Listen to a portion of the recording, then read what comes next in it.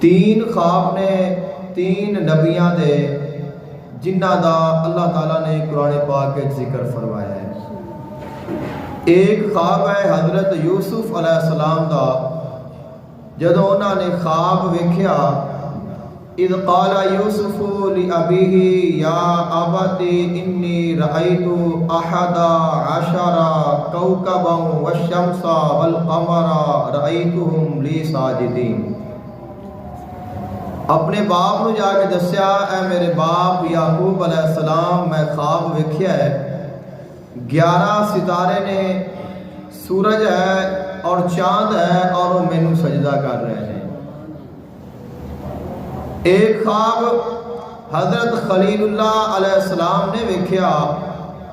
اور آپ نے اس خواب کا ذکر اپنے بیٹے دے نال فرمایا۔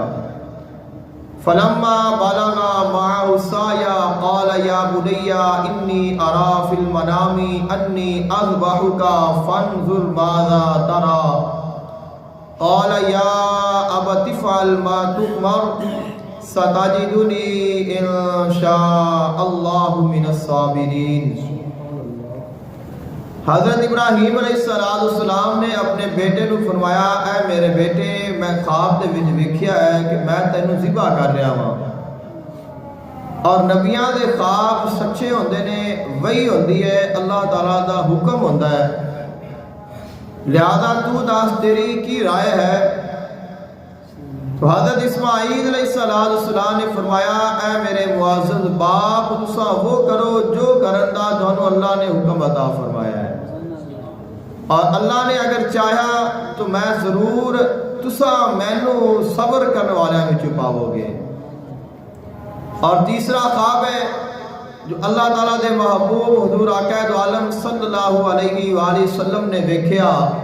لقد صدق اللہ رسولہ الرؤیا بالحق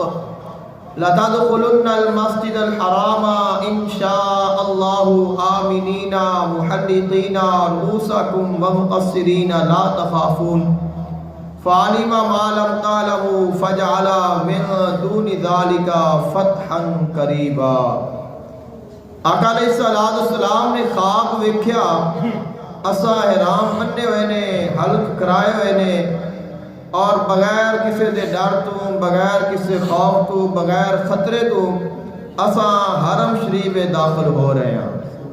تو اللہ تعالیٰ نے آن والے وقت میں جو فتح مکہ ہونی سی، اللہ تعالیٰ نے اپنے محبوب علیہ السلام کو خواب دے وچ دکھایا، اور جدوں مکہ فتح ہو گیا، خالق کائنات نے فرمایا، لقد صدق اللہ رسولہ الرؤیا بالحق، اللہ نے اپنے حبیب دے سچے خواب کو سچ کر دکھایا۔